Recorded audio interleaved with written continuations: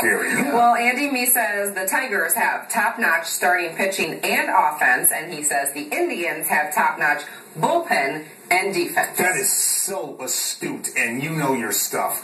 Absolutely, that is the case. We also have an advantage that we have a better bench. Yep. We have a more versatile, flexible bench than what Leland has available to him. And injuries are going to occur to both teams. We've already sustained injuries. Hey, sure, Perez, Swisher, Asdrubal, Bourne was hurt early in the year, you'll recall. So that's part of the game. But I think you're right on target. When it comes to starting rotation and power, they've got it. When it comes to bullpen defense, we've got it. We've got more speed. We've got more depth.